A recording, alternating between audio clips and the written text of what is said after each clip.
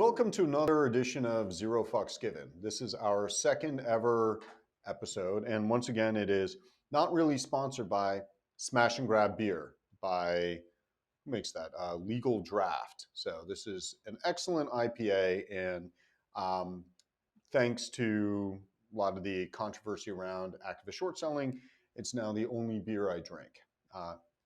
Should be true for you too if you're actually watching this.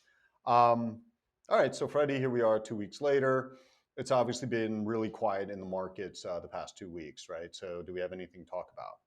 No, we don't. First thing I want to say, breathe that mouth the fuck away from me, okay? We're sitting around last week joking about like COVID.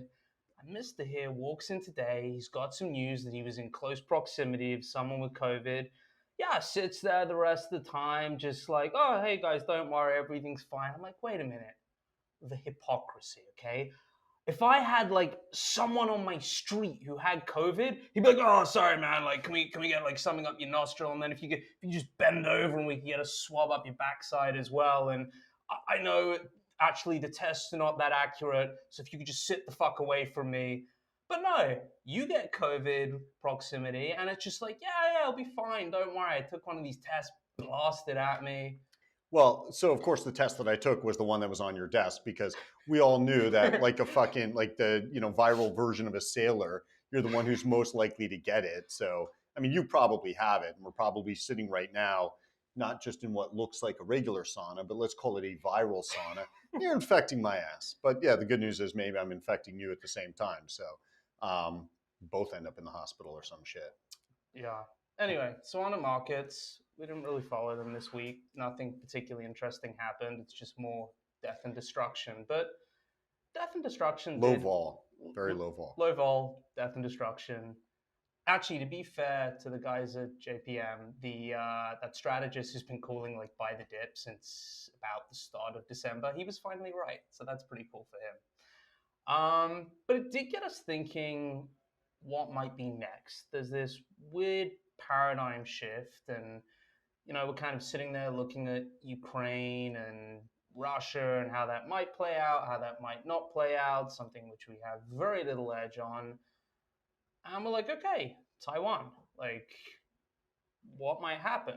And I think there's kind of two ways looking at it, and we kind of somewhat disagree. I think the sort of level one thinking, if you like, is okay, Xi's looking at this and he's thinking, wow, this has gone really badly for Putin. This has gone really badly for all the oligarchs. This is going to be super painful domestically. And that's one way of thinking, like, okay, he's not going to go anywhere near Taiwan. Now, my view on that is the longer this continues, and if maybe the guys underneath Putin are actually like a lot worse than him and more sycophantic and like despotic, the West says, hey, let's like keep the least bad guy in power. He's gonna have some resolution or just be bogged down in this for years, tail between his legs. But you know what? She then looks at that and he says, well, whatever this guy did, it's really not bad enough for the West to actually do anything beyond a little bit of like financial sanctioning and some other stuff. This is a pretty good distraction from problems at home, and she has some major fucking problems at home. So maybe it kind of like comes back on itself where he actually ends up saying like, fuck it, I'm going to go and take Taiwan. Okay, so why I don't think that's the right model for him to use to look at it. I mean, I'm not going to pretend to know how he thinks, but from what I understand, and as you said, not experts on Russia or Ukraine or their women, the Putin's power base is apparently peasants and lower middle class. So the way it was explained to me is like 30% of Russia, kind of peasant class, maybe 20 some odd percent is lower middle class. So what's important there is that this group of people are not hit much by sanctions. They don't have much to begin with. It's not going to get much worse. People who are suffering, middle class on up. But that's not who Putin really depends upon. Now, if you look at China, this is different. And the conventional thinking on China, or the conventional line, has always been that, oh, what everybody's afraid of is a peasant uprising in China. Mm-hmm. I think that's bullshit. And when I was living in China, around 2006, 2007, I figured out that this is actually one of the big lies that the CCP tells everybody, that what we need to be afraid of are the peasant hordes, because that's who put us in power in the first place. There was a lot going on in that period of time, World War II. That's not what I think the CCP has been afraid of. The CCP has been afraid of the people it tells that lie to. So this is urban dwellers, middle class on up. They have some money. They have some understanding of the outside world. They're well educated. They have an idea of how the levers of power work. More importantly, though, they have expectations for their lives improving. When you look at China's peasants, like literally, these are families that have been on the same plot of land for over 20 generations. And as long as you don't dispossess them of the land without compensation or ruin their land without compensation, they don't really care. They're going to be similar to Putin's power base. They're just they're gonna be pretty placid. So what she fears are the people who would really be hurt by Western economic retaliation. So I think he has to look at it from a different perspective than Putin was looking at it. Fair enough. Unless, of course, he's taken like kind of a Gaddafi type move. So Gaddafi had that like troop of female like Amazonian bodyguards. If I was she, I would take that troop of like monkeys that they had trained to like take all the birds' nest out. So they have this like, I'm sure it's like the most elite troop in the Chinese army. I bet the rest of it's just dudes smoking cigarettes, staying out because they don't want to hang out with their wives. This troop are like, they train these monkeys to like climb up trees, snatch out birds' nests, and like eat the eggs. So that when they did military parades, they didn't have bird strikes. Well, you actually kind of wonder, like, were they so well trained that, like, every so often they're stealing a cigarette from their master and, like, yeah, fuck it, it's your turn to climb up the tree. Like, I worked too hard last week. Yeah, they did that, I think, for the 60th anniversary of the liberation of China, where they had that big military parade in Beijing. So they had to get the monkeys to get the birds out of the nest so they don't shit on the ICBM as it's being paraded through the streets of China or Beijing.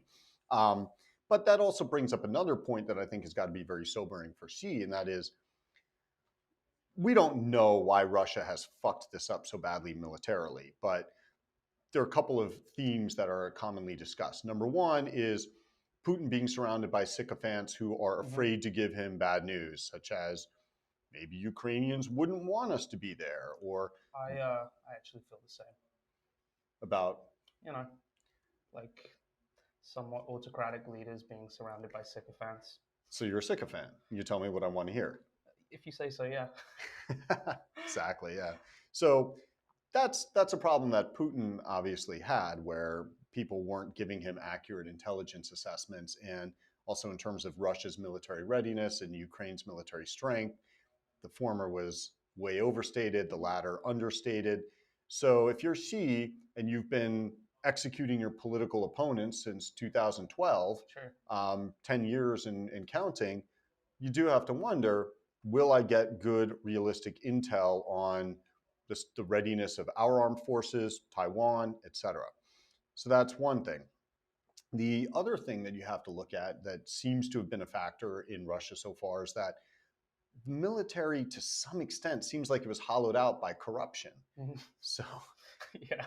I don't think China's immune to some official corruption and hollowing shit out and stealing money. So Sure. yeah, you'd have to really wonder if all of these toys you think you have.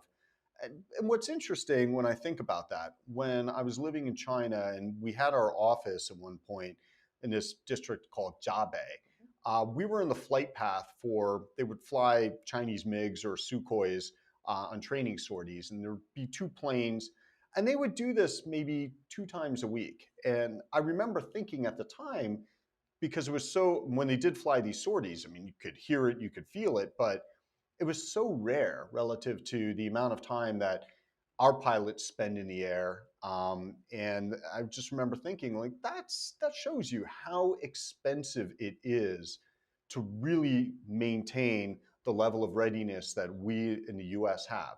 Now, China's economy has obviously grown since 2009, since 2010, but there's a big difference there. And I'm not sure that China really has, even if they have the strength they think they have, I'm not sure that they really have the strength to go head to head with a carrier strike group from the US. Of course, there are people who say that their short range ICBMs are accurate enough to sink carriers. Maybe so, but that's untested. And again, if things aren't as good as, if their hardware isn't as good as they think it is, that's a real risk. So if you see, there right now are a lot of question marks about moving on Taiwan that did not exist before Putin moved on Ukraine. That's true. Just going back to something you said, I love the idea of maybe Xi on his business card having executing political opponents since 2003. Yeah, 2012, but Okay. yeah. Yeah, I like the idea of that. That would really just, as he slides that over, that would set the tone. But I would like to have that on my business card. If we ever get business cards, I'll get yeah. So anyway, and you know what? Like, look, just thinking about how fucked China is, one story did bring like a little bit of kind of kindred to my heart. It was the story that like Evergrande found like another $2 billion missing. I'm just wondering what those offshore creditors were thinking, buying bonds in the 50s and 40s and the 30s, because I think they were thinking that my job is to buy Asian debt and I have to put money to work, so yeah, I'll buy these. that's true. But yeah, and then like you see all these other, because like it's not just Evergrande. Like yeah, maybe they've got caught first, and then everyone else is like, oh yeah, it's the Chinese military too. So yeah, so that did bring a little smile to my face this week. Absolutely. Well, speaking of our favorite Chinese stories, that reminds me of, we wanted to talk about short selling, right? And just how much it sucks, and that also brings, or can suck. And so that brings up sucks. Yeah. I mean, I'll pull up a chart of like any sort of like major stock index over the last 15, 20 years, basically like my career twice over, and it sucks. Yeah, exactly. But wanted to talk about why it sucks with getting sued in anti-SLAPPs. And that segues back into, I mean, fuck, this was an awkward transition. But that segues, I'm looking at the board over there where we wrote the things that we're going to talk about, which we didn't do for the first episode, right? So we're really stepping up our game here by having a whiteboard with a dry erase marker that we've outlined some things on. So the good thing is the audience are now seeing who's a natural and who's not all these years. You've just been faking it for TV. I know you're reading off a teleprompter when you're on Bloomberg. God, I wish, man. That would make shit so much easier. Well, to be fair, it's, why should anybody listen to you? You're short the stock. True. So followed by, what do you think of oil? No, crypto. Yeah, that's been the past few years. True. So do you follow Bitcoin or crypto at all? No. But anyway, with awkward transition out of the way, we wanted to talk about getting sued, anti-SLAPP, how that doesn't actually work. So for me, I thought it'd be interesting. People always ask me, oh, how often do you guys get sued and blah, blah, blah. And there's this like big mystery around it. And then even when you are a short seller, like it kind of takes a while before you get your cherry popped and you get sued. And so then it's like, hopefully it does. If it happens the first time, you're probably out of business forever. Out of business, true. But and then there's this kind of like painfully expensive learning process. And so I thought it'd be kind of what have we learned from it? It's been expensive, but what the fuck have we learned? There's no learning process. I guess you could do one of these like cheap online courses, like you being sued, or you could have your like face on one of those big placards, like when you go to the shitty parts of the US, which no offense is most of it in the middle. You see you're in the middle right now. You're in Texas, like it's pretty much dead middle. But I'm getting an ICBM. No one's gonna is that working out? Baby steps. Are you gonna let birds shit on it? I'm not gonna let birds shit on it. We're gonna get there. Okay. That'll be featured in a later episode. Potentially, we'll be filming with my ICBM in the background. Anyways, are you gonna paint like British flags on it and stuff? Good question. If you did that and you fired it at North Korea, then maybe they would shoot England Fuck it, fire it at the north of England. It's about the same amount of economic damage you do. Well, didn't Trump suggest bombing Russia, but painting Chinese flags on the plane? So maybe that's the solution, right? Like, get your old ICBM fired up with they a won't Chinese notice, flag on it. They won't notice which way it's coming from. He's like, hey, if you fire it that way, they'll think it's gone round and it's coming from North Korea. I really do wonder whether North Korea has the radar air defense systems to figure out where the ICBM comes from. You know, one of my favorite stories, and I don't know if it was true, there was a hurricane that was going to hit the US, and it was going to be like a really bad storm. And apparently, he was in the meeting. He's like, because they have like that cloud seeding thing where they like launch some sort of like explosives, and it like helps. It's some sort of like agricultural thing, which I'm clearly butchering. But apparently, he just went and he was in the room. He being so Trump, when someone was like talking about the storm, about being out in the Atlantic and how it was going to come over and hit, and he was like, "Can we nuke that?" And apparently, someone was like, "We'll look into that for you, sir." Well, you're well informed. That is actually a fact. Like, that's well known. Oh, it's well known? Yeah, and then he also said that it's going to hit Alabama. And then he was, because that's a big voter base. Yeah, regardless of what you think of Trump, he clearly was not good meteorologist. Fair. So back to getting sued. Like, I want to talk about it. What happens? Like, sitting there, short ball goes out. If you do a good job, company gets pissed off, they come and sue you. Like, how does that even work? Where do they sue you? Who sues you? What do you do? Okay, so when I lost my virginity on that, it was ironic. Most of them have been ironic in some way. It was Sino-forced. So I was sitting there about 9 months after we had issued the report on Sino-forced. The stock had been halted, auditor had resigned. The Ontario Securities Commission had already announced some findings of fraud, I believe. And then it hit the tape that Sino-forced had filed for bankruptcy.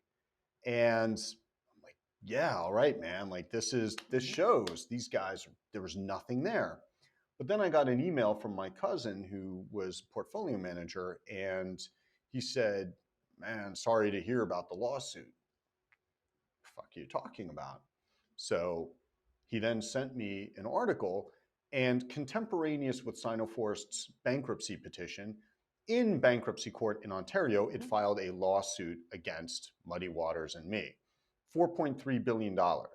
Now, I like that number because I feel like in a room of people who've been sued, I definitely have the biggest I've been sued dick just by version of $4.3 billion contingent liability. Shame that's the only room you have that in, but that's okay. Well, I mean, in this room right now with you and Krista, I'm pretty confident I've got the biggest dick, as small as it might be. But anyway, so that was, I mean, that hit me pretty hard, especially because it had been so long and so many things adverse to the company and validating of our thesis had transpired that I just wasn't expecting it. So when we published initially on Sino-forced, it wouldn't have surprised me if we got sued. And that was a situation in which, so this was the lawsuit up in Canada, and I got representation in Canada. I had a lawyer here who was also billing me. Very simple question. How do you know who to go to? Like, you've never been sued. Like, what do you do? Like, just look for like who's the most expensive lawyer? Like, how do you know if it's like a litigator you go to or like just your regular corporate dude? Like, how do you even get into that? Well, so I had already had corporate lawyer there because I had given testimony on the record to the Ontario Securities Commission, reached out probably 2 weeks after we issued our report. So I asked them, and I learned that one of the deans of the Ontario bar, but somebody who focused on media law, they pointed me toward this one attorney, and I went and met with him. He's an older guy, and he's got some autographed hockey jersey in his office. And so when I was talking with him, I just assumed that he would view free speech the way that American media defense attorneys do as well. So I'm bitching about how there's no First Amendment in Canada. And this guy took me by surprise when he said, you know what? That's the thing with you Americans. You have this concept of free speech, but all you do is fucking yell at each other. It's fucking terrible. So here is a guy who's actually kind of a speech lawyer criticizing the American view of free speech. And at that time, I vehemently disagreed with him. I don't think we should narrow the First Amendment, but clearly in the ensuing 11 years, we see that there are a lot of problems now in our society related to the breadth of our speech protections. But he was an older guy, and he said, I'm happy to advise behind the scenes. You should go and get somebody else though to actually handle the ins and outs. And the lawyer I hired was, I mean, he was a good lawyer, but there was also this, I guess I got really fucking tired of this because so many of the things I was told were, well, you don't want to aggravate the judge. So Sinoforce never actually sued me. They had a process server who lied about suing me and swore an affidavit that he'd sued me, even though that he'd served me, even though he hadn't. And so that was the first thing. I'm like, well, let's try to, let's move to quash service here because it didn't actually happen. And my lawyer said, well, but then the judge will ask if we'll accept service on your behalf. And I'm like, no, this is what I learned in law school about US law. They have to actually serve you. So service is like in the movies. It's not like just a thing. I mean, like, these guys chase you around and like throw a suit at you. Well, he didn't chase me around. He just swore an affidavit that he'd served me. So when I lived in Chicago, we had a landlord who kept our deposit illegally and deposits a bunch of his other tenants. And so we ended up finding a scumbag lawyer who found a process server who claimed to have served the guy, even though he was in Poland. And so eventually we got a default judgment at treble damages. And so all of a sudden the guy materialized to defend himself. But anyway, Canadian attorneys like, nah, you don't want to, you will accept service then because you don't want to anger the judge. And I heard this so often from Canadian attorneys, whether it's him or somebody else who, other attorneys who are involved, that I just started calling them my Canadian pussies because it was all about don't make the judge angry, where I'm like, this company is fucking bankrupt. It's a fraud. The Ontario Securities Commission has determined it's a fraud. The auditor resigned. Why in the motherfuck do I still have to put up with this charade? So anyway, that was the first time I got sued. Second time was Olam. And I'm not going to go through every single one, but this one was kind of funny in a way because I'd given a talk in UK. I was at Sohn London, and we were going to, so this is pretty funny. We decided that we should retain a Singapore-based PR firm because Olam was based in Singapore and listed in Singapore. A Singapore-based PR firm to help amplify the report. And we contacted a small PR firm, right? And so we spoke to the CEO of this PR firm, and first thing you ask is, do you have any conflicts with Olam? No conflict. Okay, so we said, okay, we're going to be issuing a report. I'm going to speak on this at Sohn, blah, blah, blah. So the guy in Singapore was then talking to our New York PR firm, who didn't really know what the thesis on Olam was. And Olam's a real business. We were never of the view that it wasn't a real business. But the guy in Singapore asked our New York PR guy, so what's the short thesis? And New York PR guy didn't really know. He's like, oh, the thing's a total fraud, this and that, So anyway, a few hours after that, just before I go on stage at Sohn, I get an email from that PR firm in Singapore. Don't send us the draft. We have a conflict. Oh, fuck. Like, now I know these dudes have run to Olam. So I present at Sohn. It's not broadcast on TV. It's not available online. But immediately afterward, Olam issues a press release saying that they're suing me. So I know that this PR firm, which then became Olam's PR firm a few months later, conveniently sold us out. So we're sued. We decide to hold the draft. Sorry, they said they were going to sue. So we decide to hold the report, get everything super tight because it's Singapore and there's like very little room for error. So I'm on the flight back to San Francisco from London, and there's the press release, there's the actual press release like saying that they filed suit. So I land and I'm like sprinting through the terminal, like, because I feel like there's something I got to do. My adrenaline's pumping, I got to jump on this. And the reality of being sued is that the stuff moves very slowly. And as I ran past people, somebody was saying, "Run, Forrest, run," to fuck with me. And I'm like, thinking like, I'm getting sued, dickhead. But he was right. Like, there was no reason to be running. It was definitely an overly dramatic reaction. But after that happened, a funny story. Then I sat down with Andrew Left like 1 or 2 days later, and we had lunch in LA, and he asked how it's going. I'm like, fucking sued by goddamn Olam, and it's bullshit. And so he goes, "You want to know how much money I've made as a defendant over the years?" Huh? Like, how much? 4 million. How the fuck do you make that money? Well, they sue me. Guy calls me a manipulator, which is accusing me of a crime. I countersue. They realize I'm going to fuck them up in discovery. They come to me and say, we're going to drop the suit. And I say, yeah, you can drop the suit, but I'm not dropping mine. And then they're like, oh, what can we pay you to make it go away? So that was Andrew's whole approach. I think he enjoys litigation. I'm not afraid of it, but it's obviously there are better things to do with the time and with the money. But anyway, so those are the first 2 lawsuits.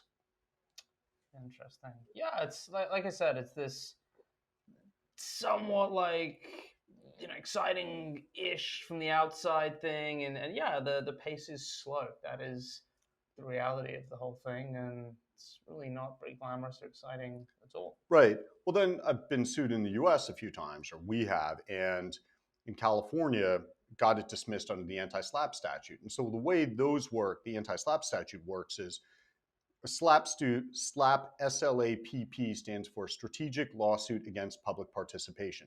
So the idea is that little activist goes out, criticizes. Sorry, he's, just to be clear, not talking about little. I'm actually quite tall, as you can see. Yeah, and just very force of nature. Yes. Goes out, criticizes McDonald's, and McDonald's sues them just because they want to make them bleed for having done that. And that's actually happened, I know, in the UK. But anyway, the idea with the SLAPP statute is that you get to file a motion to dismiss on the SLAPP statute, and if you prevail on the motion to dismiss, then you as the defendant are supposed to be awarded you're supposed to be awarded your legal fees and reasonable expenses for that. But it turns out that even in California, which has the broadest anti-SLAPP in the nation, it just doesn't work well. So we were sued by Zhongwang, well, their undisclosed related party, Perfectus, sued in California state court. We were in California at the time, so we couldn't get it into federal court because we're both in the same state. It was in Riverside County, and probably the judge's docket largely consisted of like wife beaters and meth cookers. So it's like, wow, multi-billion-dollar international trade fraud dispute. Like, this is awesome. Hey, that's not fair. Successful meth cookers, they could be pulling in real money. Not China fraud money, though. I mean, come on, this was like $5 billion that was looted from Chinese banks and stuff like that on one end. So anyway, we get hit with the lawsuit, and they came up with this theory, total bullshit. Well, we had published that, though, under a pseudonym, Dupre Analytics. True. And the reason we published it under a pseudonym was because we just felt these guys are like super dangerous dudes. And that was after we had an investigator go and check out one of their properties, saw some shit that they really thought was dangerous. And they were wearing one of those camera watches. Right. And so they saw bad shit. They were about to go through a metal detector, and they realized, like, this is just a bad idea with the watch. So I was told by the investigative firm that guy asked to go to the bathroom, took the watch off. Supposedly, like, literally, this is a guy who'd been in prison before. Took the watch off and stuck it up his ass in order to get through the metal detector. The question for me is, how big was the watch? I've seen those things online. They're not. Oh, I thought you were about to say I've seen the video. Like, no, I asked you for sick fuck. I asked for the video because I thought this would be amusing. Yeah. I thought maybe it'd be like a good photo to use in the report. Like, these guys are so bad that here's the asshole coming into view. So anyway, that's why we wrote it under the pseudonym of Dupre Analytics. And why Dupre? Well, I remember that we were sitting around trying to think of a good name, Yeah. and this was 2015. We weren't yet managing outside capital. Not that that really would have changed things, but Yeah. the initial, if you remember, Yeah. the initial idea was to go with Spitzer Swallow, Yeah. which sounds Like, very nice and British, and probably would have taken the Chinese guys like a little while to figure out what that right. what that pun is. But then we thought, okay, we want to be taken more seriously.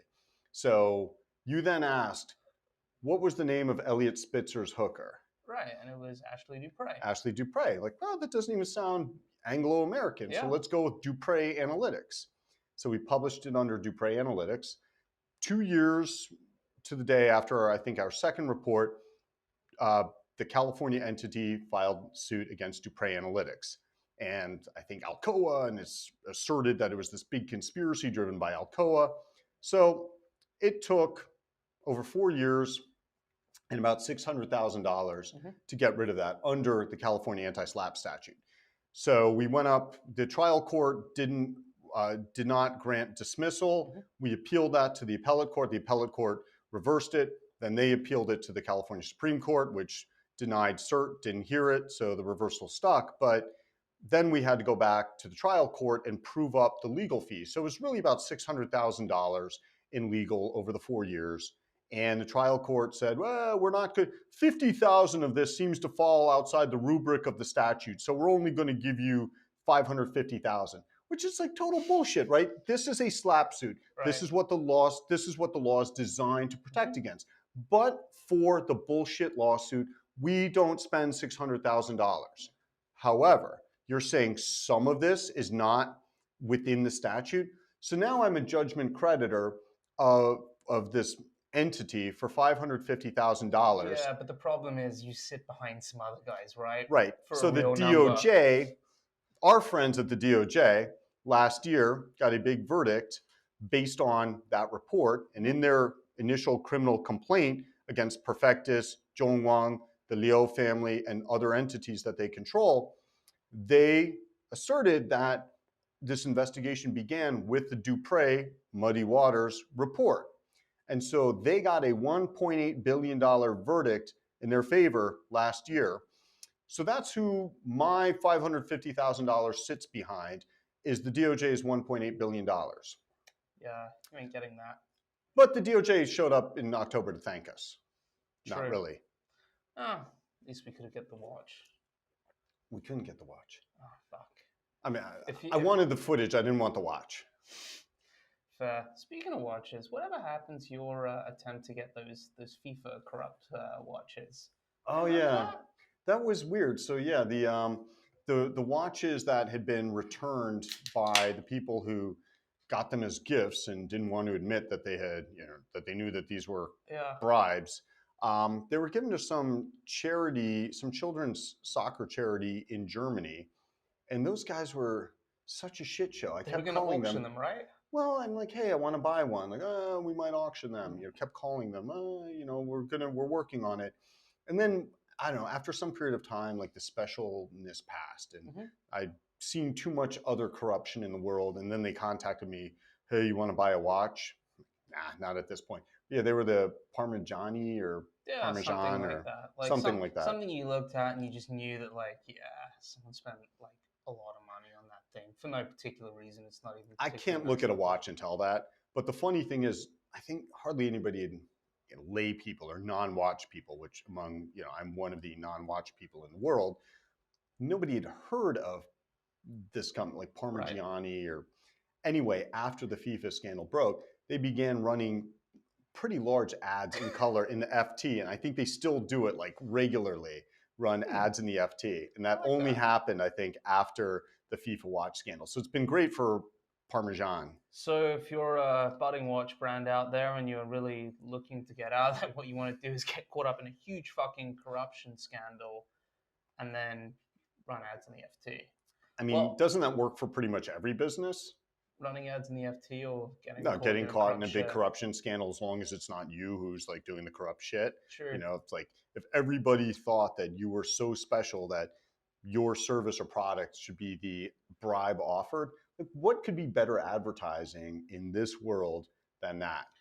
The best advertising in the world is Robert Friedland wanting to sell you. Okay, like genuinely, I went to this meeting before Muddy Waters. I worked for a fund in Hong Kong, and this guy is the best fucking salesman in the history of Earth ever.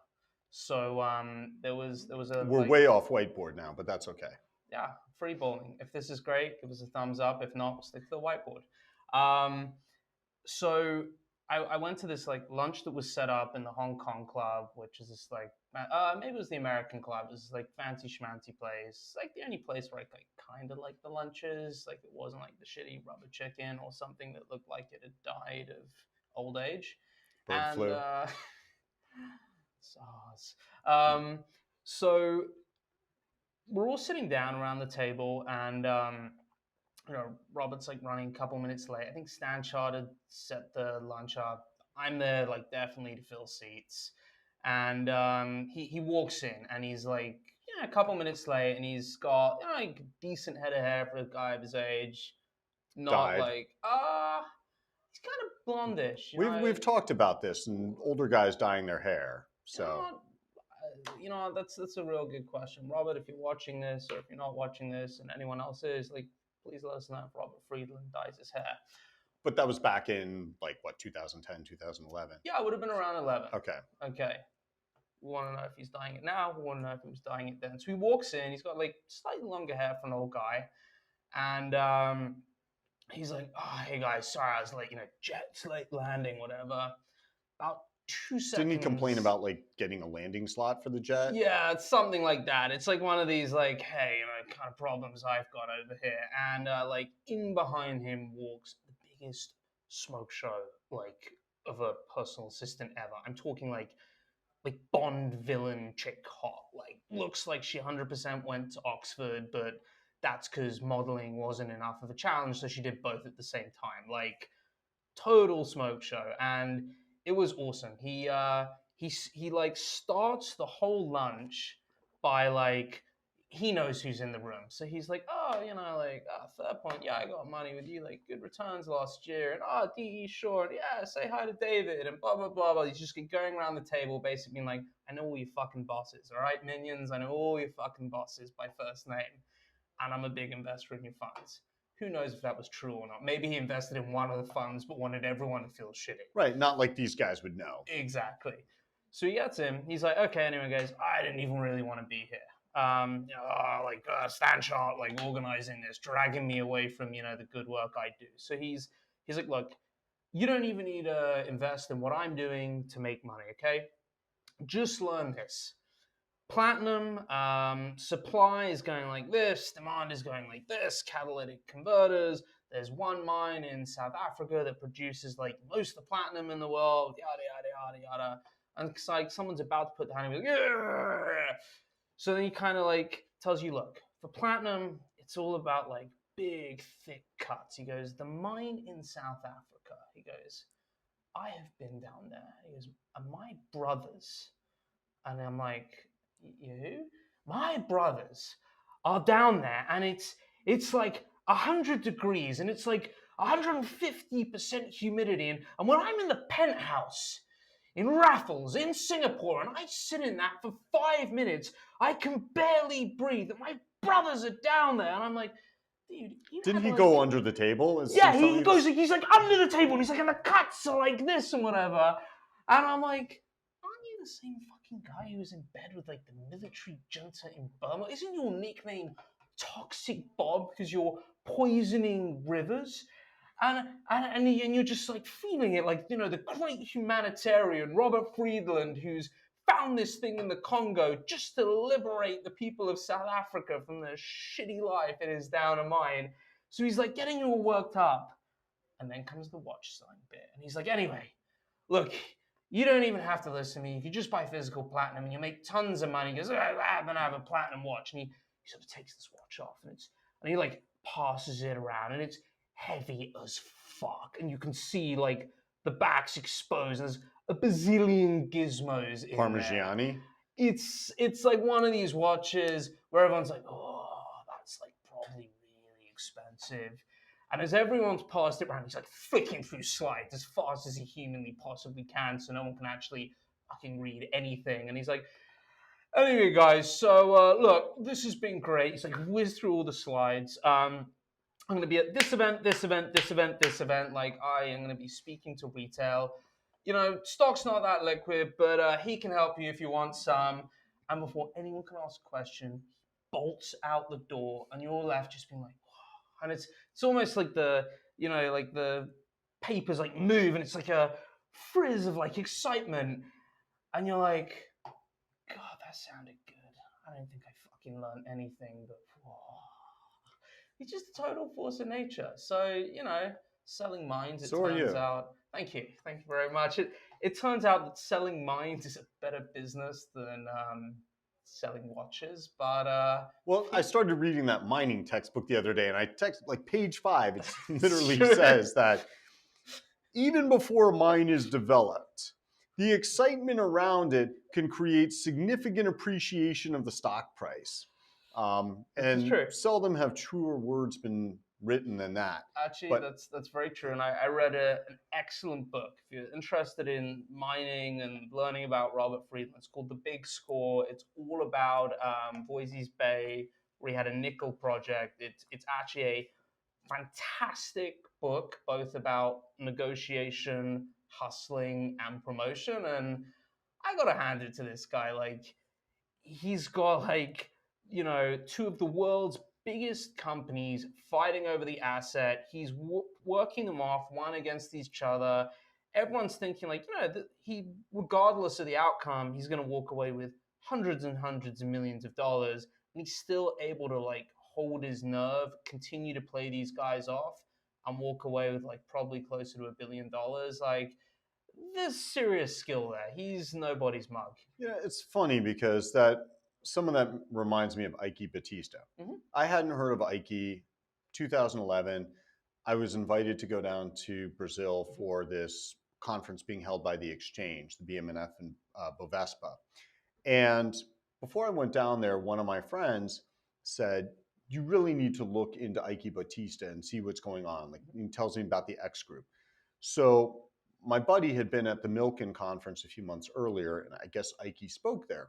And so Eike gets up apparently, and he's like, you Americans, you're so smart, because when you come to Brazil, you invest with the best. You invest with me. And that makes you so smart. Brazilians are so small-minded. Like, all these guys in there are jerking themselves off as they hear this and what have you. So anyway, I go down to Brazil. I'm at this conference, and he's a keynote speaker. Before he speaks, I'm talking to people, and I'm asking them, Brazilians, what do you think of Eike Batista? They're like, oh, well, the joke here is that nobody's made more money off PowerPoint than Eike Batista except for Bill Gates. And then I asked, well, who invests with this guy? And okay, well, these guys would never invest with us, so I'm going to say it. Like, oh, Canadian pensions, like Ontario teachers. And then the Brazilians would always throw this in a second later with impeccable timing. Ontario means stupid in Portuguese. Like, wow, okay. So then I'm thinking this guy must be like the world's best hustler. So he gives his keynote, and it's in Portuguese, but I've got the simultaneous translation headphones, like I'm some dude at the UN or something. And it's so funny because he's showing these slides, and probably over 50% of the stuff on the slides, it's computer graphics. Like, it doesn't exist. And everything it's about like size. He's like, this boat, when it's finished, it will be the largest ship in the world. It's time Brazil had an Empress of the Seas. I'm thinking to myself, like, isn't that a Royal Caribbean ship or something? And this gas project, it will be the biggest in the world, and Brazil will have the biggest. And so it's all like trying to get everybody like bulled up about like how many inches their dicks will be because they're Brazilian at the end of this. And I was juxtaposing that in my mind with what he told all the Americans about how smart they are for investing with him. So anyway, when he finishes, and as I said, based on my sampling beforehand, most of the Brazilians knew this dude is full of shit. Mm-hmm. So he finishes, and then the other thing that was really funny is he kept talking about Carlos Slim, because Carlos Slim, I guess, was #1 on the Forbes list at that point, and Eike was climbing the list. kept saying shit like, Carlos Slim better check his rearview mirror because I'm about to pass him. Just really weird pathological shit there. So when he finished, first question stood up. Or Eike called them. Like, these were obviously planted questions. Eike, can you tell us about the spirit of the new Brazilian entrepreneur? So he proceeds to answer that question in a way that makes it sound like he's the greatest entrepreneur who's ever existed in the history of the world.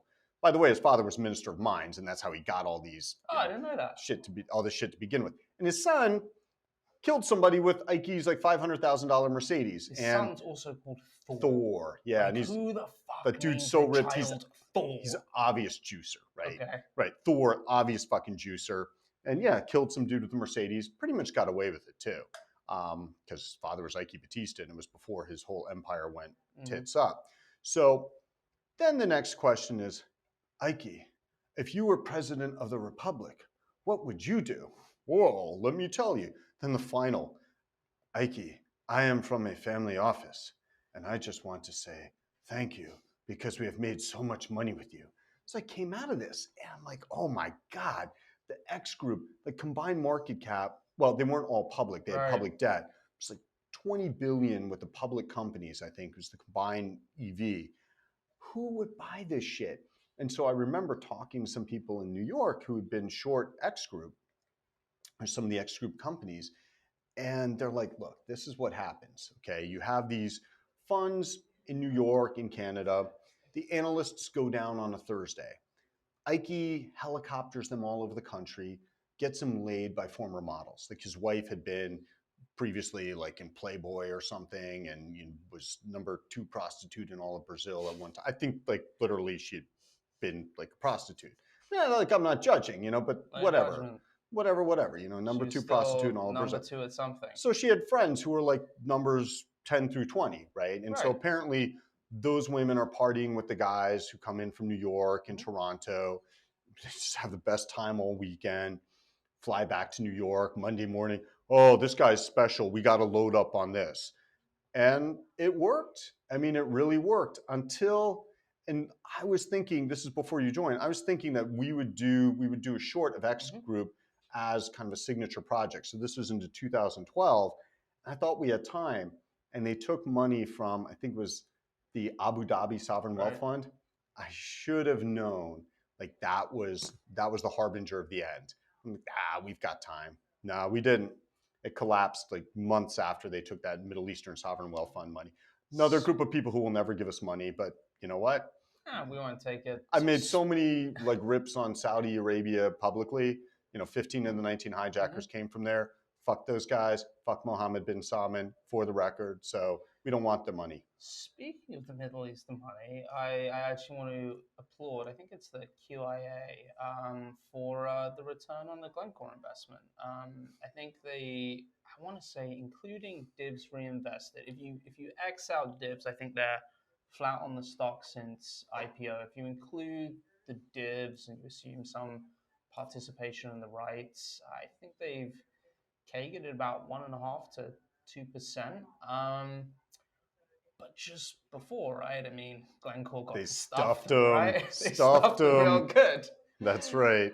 So it turns out the QIA also in like what 20-odd% of Rosneft. Rosneft, yeah. They stuffed them. Yeah, Glencore sold them their Rosneft stake, I think, in 2019. Yeah, and I believe they were holding it until, or they're still holding it. They're still holding it. Yeah, it's funny. How do you sell these guys? You just show up and like, oh, same thing that Eike Batista was saying. You're so smart. Like, that's what Goldman did with the Libyans, right? When they absolutely raped the Libyans under Gaddafi. That was awesome. I mean, that like a bank getting sued by a client, like generally they'd rather settle on the side and keep it quiet, especially one with such a prestigious reputation as those guys over at Goldman Sachs. They would never. Never.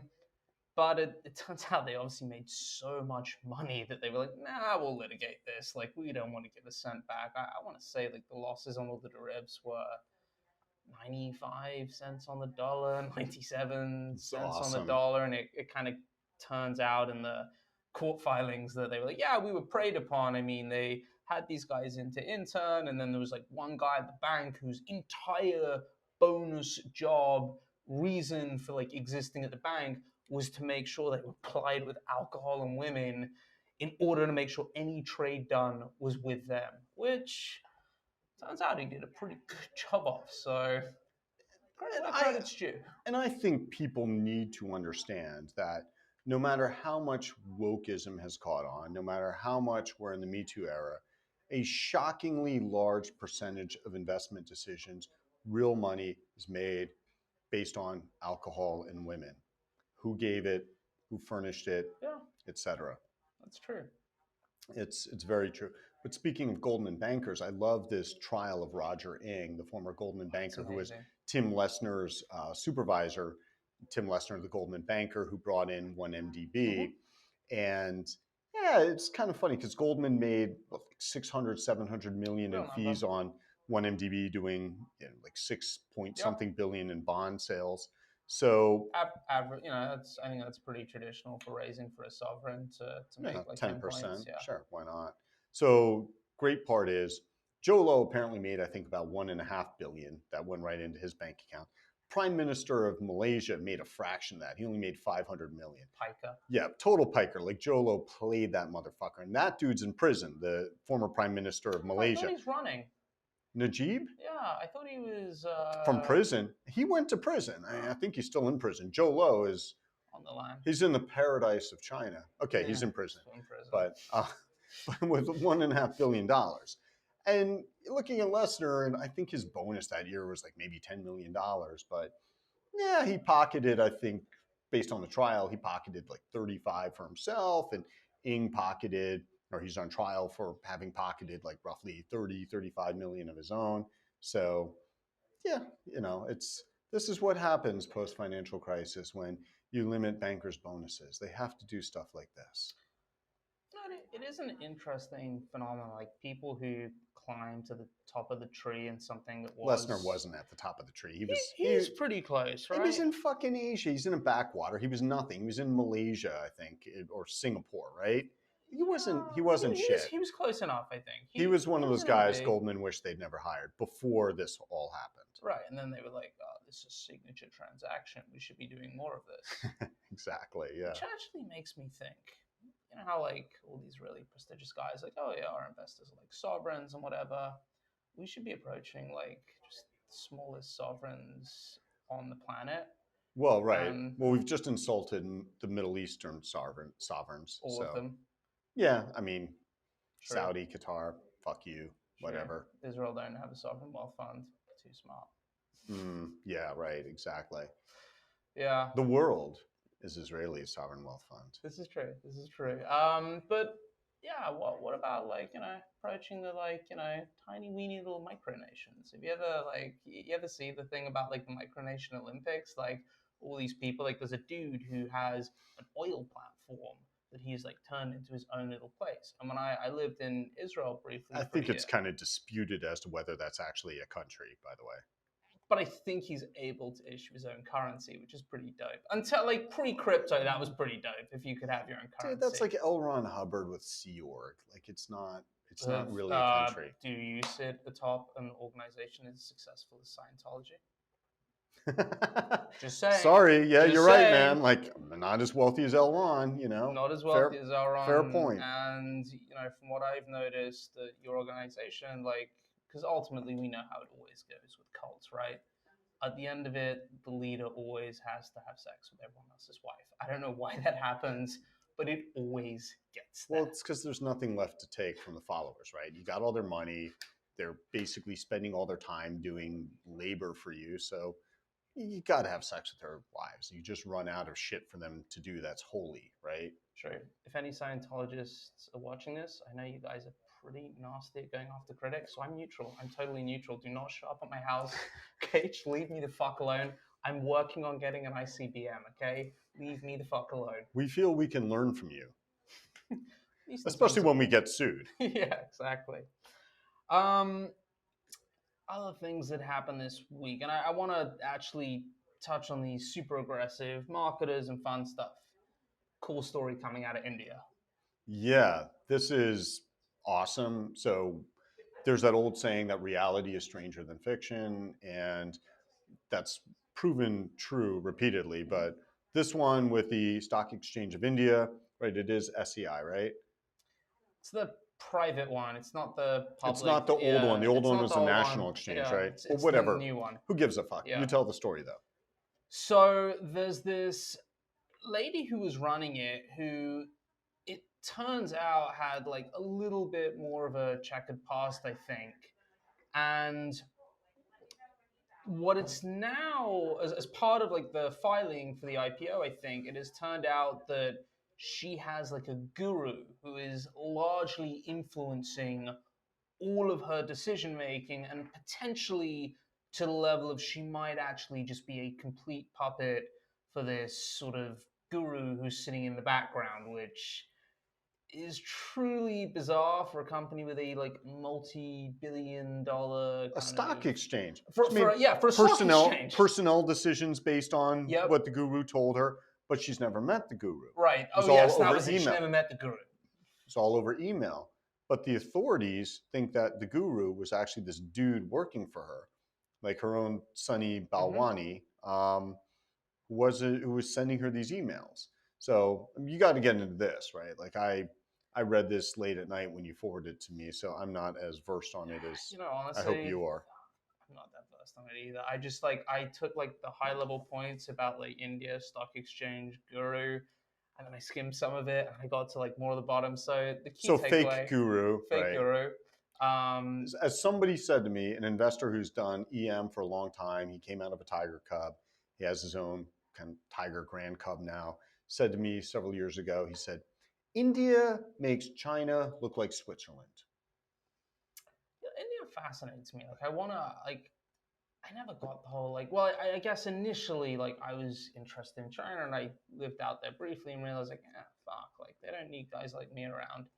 And India is really fascinating. Why? Because you're smaller than they are? Guys, what the fuck? Like I'm above average height for an Asian woman. So India really fascinates me because like the demographics are awesome, and like you kind of look at China and you're like, hey, like there's a pretty logical conclusion. There's like a similar thing going on, super dynamic, like really interesting, massive population, and it's just like, oh man, the brain damage of getting to the bottom of it. Like every time I read about a scandal in India, I'm like, yeah, I think these guys would have pulled the wool over my eyes. Like, I think there's like that level of sophistication on stuff. Really? Yeah, I feel like it's like layers on layers on layers. That's China, just like, dude. Yeah, but China's like a little bit more organized. Like, in the early days, it was pretty fucking obvious there was no factory. And then they were like, hey, there's the internet. Like, we just have this different special internet that none of you can look at. India's like forever been like more opaque, and then like the fund I used to work at, there were and there's a lot of parts of like the mechanism as well, and like shorting in India, which makes it very very difficult. But I just look at it as thinking like, it's a really fucking tough place to make money on the long side, and it's like a tough place to make money on the short side. Well, when you don't believe anything's real in the stock market, it's hard to make money on the long side. You don't believe anything's real? Or maybe that would make it very easy to make money on the long side. Do you honestly not believe anything's real? I believe resource companies that have real resources are real. Dude, we sold one that like was real. I think. There were holes in the ground. Well, yeah, but I mean, the dirt. You believe in dirt? The dirt was very valuable. The dirt was very. The dirt was valuable. The people who ran it. The dirt was worth so much more than the board. Dude, I should have got my Chin Rutherford mug out. Jim Rutherford. Yeah, he was on the board of that. He was on the board. I just have mugs. I'll bring my mug in. I just got a mug made with his like jowly little neck. It's totally mean, but whatever. Okay, so look, there are a few things like left on the board here. So Japanese life expectancy fraud, China population fraud. That was awesome. Hindenburg with the Wall Street Journal article about their busting a fraud that ended in dudes shooting at federal agents. Right. Because, of course, short sellers are the big fucking problem in the world. But we'll cover all those another time, or we won't. But since you brought up Jim Rutherford and we're talking about that mine, I think it's worth talking about the grenade you tried to bring onto a flight back to the U.S. from Canada that kind of goes back to the whole GT Gold thing. Yeah, so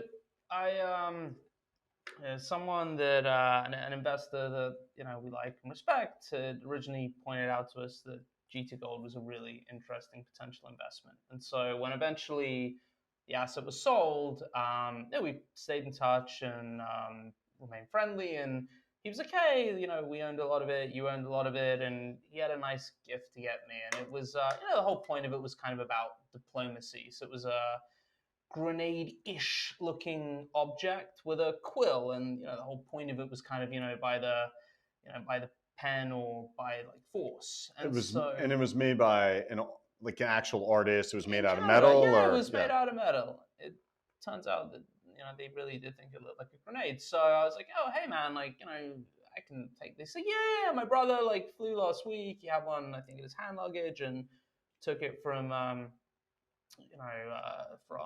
Toronto to So you Vancouver. actually did question whether you could bring it on the plane? Because I Yeah, didn't hear that part briefly, before. briefly. Okay, you were told it's So okay. yeah, so we get through. Well, like I'm taking my bag through, and it beeps, and the lady asks me, she says, "So, you got like a watch box or like a object in there?" I was like, "Yeah, a friend gave me like a paperweight sculpture type thing." So, she's like, "Cool, you can open the bag." So, I open the bag. She looks at it. She's like, "Well, you can't take this." I'm like, well, I can." And she's like, "Well, you know what it looks like?" I'm like, "Yeah, I'm aware of what it looks like, but I mean, it's kind of like it's like the top 2/3 of a grenade with a kind of like sort of like melted like Dali clocks type thing. So you'd like put it on a ledge. So I'm like, yeah, I mean it's like a paperweight slash sculpture thing. So she's like, well, I'll get my supervisor. So supervisor comes over. She's fucking ready to roll. Like you can tell it. She's like flexing the bulletproof vest. I'm like, okay, this is not gonna go well. So she looks at me. She's like, can I say it? She looks at it. She looks at me. She's like, are you stupid? I'm like, She said stupid. yeah, you stupid. I'm like, I don't think so. So she's like, you know what this looks like? I'm like, yeah, You have yet to prove that. Yeah, I'm fair. Pretty well paid for a stupid guy. But anyway, which makes me stupid. Okay. yeah. So she comes over and she's like, you know, do you know what this looks like? Yeah, I'm aware of what it looks like. And I'm sensing like, yeah, this was maybe not the greatest idea on the planet. I'm like, look, sorry, didn't really think this through, but like, look, it's a piece of art. Like, it's not like I, done something wrong here. I'm like, I just want to be really clear. Like, there's like, she's like, yeah, just sit down. Like, basically, shut up. She calls over her two colleagues. Initially, they're like pretty aggressive and like, oh, so stupid. And then like one of them's like, all right, man, look, we don't think you're a bad guy. Like, we get that. Like, this is not a grenade. Thank God you didn't tell them what you do for a living, but yeah. Yeah, true. Then they've been like, you're a bad guy. Yeah. So I'm sitting there. She's like, what flight are you on? I'm like, I'm on the 650 Delta. She's like, well, you won't be flying with them today or ever again. I'm like, why? She's like, well, you tried to bring a grenade on a plane. I'm like, no, I tried to bring a sculpture of a grenade on a plane. I'm like, if someone has like a little gun keyring, like, are they allowed to fly Delta again? And she's like, I'm just like, anyway, why would I be sure? Well, if I were the pilot, I'm like, well, you're not a pilot, you're a security guard. Whatever. I mean, like, once the guy told me I'm not a bad guy, I knew this wasn't going to be like terrible. So you told the TSA agent she's a security guard. Yes, correct. Which that's is that's brilliant. Yeah. Brilliant promotion. So we're kind of sitting around. They're like debating what's going on, and so then we get to the point where like the head guy of like airport security, like the big fucking dude, like comes down. He like looks at me. I'm like, I was like, look, man, sorry, not super well thought out. I get it. I was like, but look, it's a Canadian artist. I call my friend. Like now, I'm like, I gotta like really tell the story. I'm like, look, this is the artist. I'm like, it was bought in Toronto, like from a gallery. Like it's signed on the bottom. I was like, I get it. Again, not the smartest thing, but like this would have been a pretty elaborate, thing to do if I wanted to get something on a plane, right? And he's like, yeah. So he's like, look, you kind of punishment for this, you got to go and dispose of it. I'm like, all right, well, what do you want me to do? Like throw it in the trash outside? And he's like, well, no, you can't do that because someone will think there's a grenade in the trash. I'm like, well, do you want to take it back to the gallery? Like, literally, what do you want me to do with this thing? And he's like, yeah, that's such a good question. 2 minutes later, the bomb squad arrives. So, like, the fucking bomb squad shows so the up. bomb squad Nice. show up, and they're looking at it, and like, have you X-rayed it? And they're like, there might be something in the middle, and I'm showing them again, and it's an artist, blah blah blah. So, and this gets me questioning the wisdom of the bomb squad. One dude like pulls the handle off. Okay, I am not an expert, but I have got to assume that if you think that's potentially maybe even like a 2% chance of being a real grenade, Yeah, you don't pull the like in the handle movies, off. they're looking for, oh, it's the red Yeah. wire and the yellow wire. This dude just You pulls the just handle off. don't yank the handle off. So anyway, Here's the low man on the totem he's pole, doing right? not to be It's a not dick. not a married guy, you Right. know, like no kids. Go ahead, pull the handle So off. finally, after about an hour and a half of commotion, they kind of like walk me through. So I get to U.S. Customs, which is on the Canadian like side before you fly. So I bring the passport. He's like, "Oh, Freddy, you're the grenade guy." I'm like, "Yes, I am the grenade." He's like, "Do you mind?" He's like, "I've been hearing about it all morning." I'm like, "Oh, great." He goes, "Do you mind if I see it?" So he looks at the picture I show him. He's like, "Oh man." So I'm thinking he's saying like, "Oh man, like how stupid." He's like, and he says to me, "Is that what they were really upset about?" I'm like, "Yeah, it's funny because I'm now starting to learn the difference between Americans and Canadians, finally. Like, now I kind of get the calibration. Like, Canadians are that little bit more uptight." So he's super chill about the whole thing. He's like, "Anyway, man, don't worry." He's like, "I'd have totally let you through that thing. It's actually really cool. However, you do have to go step in this room for a minute to answer some questions because they called Homeland Security. So, like, we've got to ask you some questions." So I sit in like one of those rooms, like all the mirrors. This was like, pretty movie-esque. And the guy comes out, he's super nice. He asks me a few questions and he's like, "Yeah, look, I kind of tick in the box, move you on." I think the problem with Canadians there is they just haven't fought in any wars. Like Canadian pussies. Nothing exciting Canadian happens there. pussies, man. Nothing Like exciting. why aren't you going and sending people to pointless wars where the intelligence is made up? If they had done that, they would have understood that's not a grenade. They just can't tell the difference. That's true. So yeah, so look, I guess my travel advisory warning for this week would be if you're thinking of coming back from Canada with a sculpture, UPS that shit. Absolutely. All right. Well, on that note, I think we should end it. This is our second ever episode and hopefully many more to come. So thank you for tuning in. Smash and grab. Smash and grab. All the way.